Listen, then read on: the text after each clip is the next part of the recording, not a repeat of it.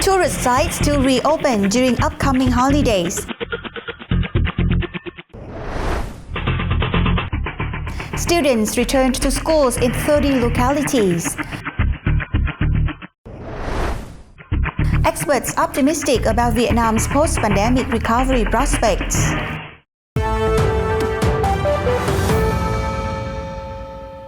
Hello and welcome to FBNC News. Thanks for joining us here in this Wednesday program. I'm Truyền.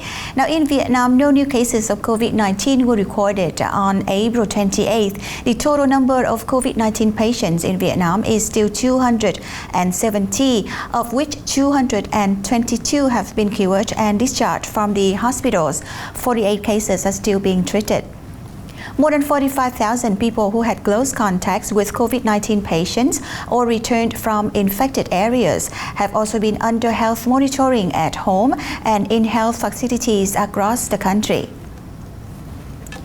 The Vietnam Trade Office in India warns that Vietnamese businesses should not sign contracts and make deposits to any Indian traders and brokers who advertise themselves as exporters of medical masks and antibacterial filters during this time. Vietnam Trade Office in India said that in recent times it has frequently received requests from Vietnamese businesses to check the legal status, reliability and exportability of Indian businesses who say that they can provide medical masks and antibacterial filters. Recently, the Indian government has constantly changed its export policy for a number of commodities related to the prevention of the COVID-19 pandemic. Therefore, the Ministry of Trade suggested that Vietnamese businesses should monitor and update information on India's foreign trade policy from the General Department of Foreign Trade's official website or contact the Vietnam Trade Office in India prior making any agreement with Indian partners. Several popular tourist sites in Vietnam will reopen for visitors on the National Reunification Day, April 30, and Labor Day, May 1st, after some social distancing measures have been lifted. The Management Board of the Mission Cultural Site in Central Quang Province has announced that the site will welcome visitors from April 28, but tourists are requested to wear face masks and keeping a safe distance apart from each other. The site was temporarily closed for visitors since March 16 due to the spread of COVID-19. The Hanoi Provincial Tourism Department said that it has developed scenarios targeting the domestic market this summer, with a focus on holidaymakers from Hanoi and Ho Chi Minh City. Popular tourist attractions in Nha Trang City will reopen soon, it said. In the same move, the Kenya Provincial Tourism Department has issued a document allowing travel agents and local attractions to serve customers. However, only Vietnamese tourists and foreigners residing in Vietnam are allowed. Meanwhile, in Hanoi, the Hop-on Hop-off city tour is scheduled to resume operation for Vietnamese customers only during the April 30 Labor Day holidays. Students in nearly 30 provinces and cities across Vietnam returned to schools on April 27th after a long break since early February due to the virus outbreak. Most of the students are 9th and 12th graders who set to take the two key examinations for high school entrance and graduation in the next few months. Students in other grades are expected to return to schools in the following weeks. All schools have been cleaned and sanitized carefully before receiving students. Before class, students had their temperature checked and their hands washed with soap or antibacterial gel. In class, they wear face masks and keep a safe distance from each other. Students were also told to limit gathering and not buying street food in front of schools. Over 104,000 students in Thừa Thiên Huế province reportedly went to school on April 27th. In the central province of Phú Yên, over 32,000 high school students returned to school on the same day.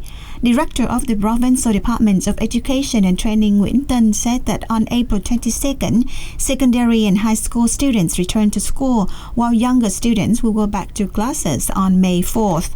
Localities that reopened secondary schools and high schools on April 27th include Điện Biên, Sơn La, Bắc Kạn, Tuyên Quang, Hòa Bình, Bắc Ninh, Ninh Bình, and Nam Định in the north, Thừa Thiên Huế, Phú Yên, Bình Định, Ninh Thuận, and Hà Tĩnh in the central region, plus Bà Rịa Vũng Tàu, Kiên Giang, Long An, Bạc Liêu, Vĩnh Long, An Giang, Hậu Giang, Đồng Tháp in the south, as well as Đắk Lắk, Kon Tum, and Đắk Nông in the central highland region. Other localities including Gia Lai, Thanh Hóa, Hải Phòng, Yên Bái, Thái Bình, and Cà Mau allow students to return to schools from April 20th to April 23rd as soon as social distancing measures were eased.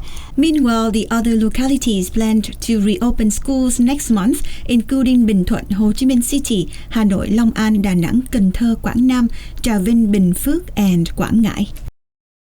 Like many other countries all over the world, Vietnam has been badly affected by the COVID-19 pandemic. However, experts still forecast a positive prospects for the country's economy after the pandemic is stamped out. Vietnam may get out of the pandemic in better shape than others, despite the expected growth rate decreasing to 4.9% in 2020. It is among the few economies in the Asia-Pacific region and perhaps in the world that still have positive growth rates, said Nguyễn Khắc Giang, a senior research fellow at the Vietnam Institute for Economic and Policy Research, VEPR. Giang added that Vietnam's success in curbing the pandemic might attract foreign investors as well as traditional advantages of cheap labor, political stability, and proximity to China. Social distancing is also helping accelerate the country's transformation to a digital economy, which is considered by the government as a pillar for sustainable growth. Adam McCarthy, chief economist at Mekong Economics in Hanoi, also agrees that when the Vietnamese government declares an end to the spread of coronavirus, the domestic economy is likely to bounce back as far as it can without foreign tourists. The government has been rolling out incentives to revive companies, including export manufacturers, a backbone of the economy. Factories are still operating on local labors, and export growth from January 1st through March 15 grew 6.8% over the same period of 2019. German enterprises were also optimistic about the medium-term recovery of the Vietnamese economy, according to the AHK World Business Outlook 2020, released recently by the German Chambers of Commerce and Industry. Although German firms expressed concerns about negative impacts of the COVID-19 pandemic on their business, with 82% of investors forced to lower revenue growth targets in 2020, they expected recovery to come in the medium term. Up to 72% of the correspondents to the survey, on which the report was based, said that they would continue to invest in Vietnam, while 27% plan to recruit more workers. An online training channel on YouTube platform, part of the Vietnam Digital 4.0 program, has debuted in an effort to help small and medium-sized enterprises grasp online business skills and draw customers during and after the COVID-19 pandemic. During the first pilot phase, nearly 50 training sessions were held with 50 to 150 trainees, which were live-streamed on YouTube and Google's Hangouts Meet app. Launched in June 2018 under the sponsorship of the Ministry of Industry and Trade in collaboration with the Ho Chi Minh City chapter of Vietnam Chamber of Commerce and Industry, the Vietnam Women's Union, and other partners nationwide, the program will continue building a series of free training conferences, equipping businesses with skills to develop e-commerce in the digital era. Minister of Industry and Trade Chen Tuan An said that the program is expected to train 500,000 SMEs in digital transformation. The Vietnam Banks Association has urged international cards organizations to reduce several types of fees on Vietnamese banks in the context that the coronavirus disease has negatively affected their card businesses. The association said that the pandemic significantly affected the operations and business of banks in Vietnam, including card business in recent months. The value of transactions by cards in domestic markets in the first 3 months of this year saw a drop of 21%.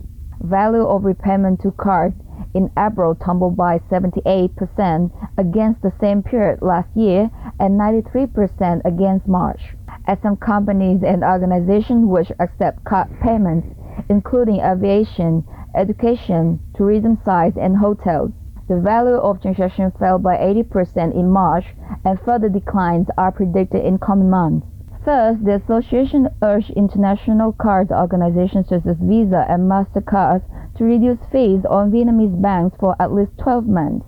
Specifically, the association proposed the transaction fees to be cut by at least 50% for both banks which issue cards and receive payments. For the long term, it was critical to have appropriate policies for fee collection to promote the development of Vietnam card market.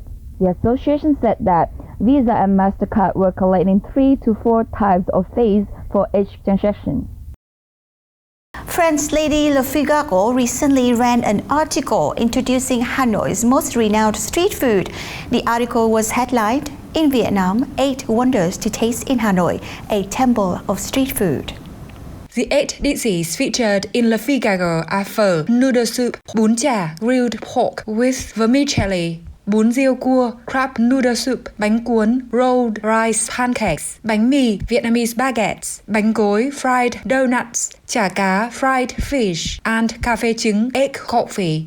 Using the words refinement, finesse, and freshness to describe Vietnamese food, the author said there is no shortage of qualifiers to define the 1,000 flavors of Vietnamese gastronomy.